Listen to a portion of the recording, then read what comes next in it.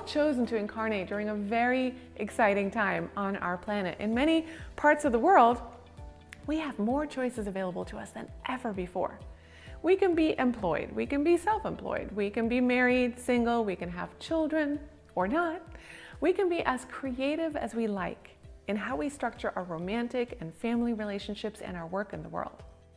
If you think about it, especially women have never before on our planet had such an opportunity to be spiritually, financially, and even sexually self-expressed.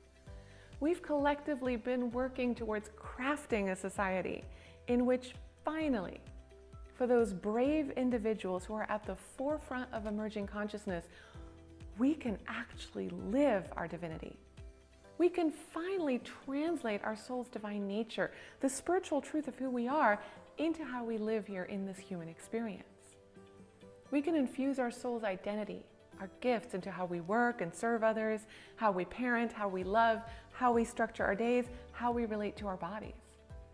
And that means we have the opportunity to translate the love and abundance that is inherent to our spiritual nature into our human experience. And that is what soul realignment is all about.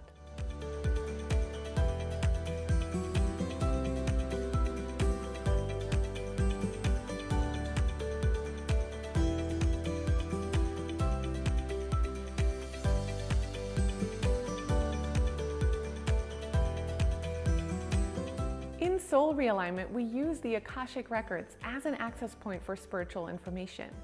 But this modality isn't actually about the Akashic records. They just happen to be one of the tools we use. Soul realignment is a very specific and sophisticated system through which we can both understand who we are at soul level and how we can start living our spiritual identity in very real practical ways in our everyday lives. If we want to live our divinity, we have to first of all know what the heck that even is. Most people cannot describe who their soul is specifically. But we also have to understand what it would mean to actually live our soul's self-expression in practical terms. What choices are congruent or incongruent to living our spiritual truth? In soul realignment, we look at both our soul's identity, but also at the patterns of choice that are incongruent to our soul's identity so that we can realign ourselves to our divine nature in very real, practical ways.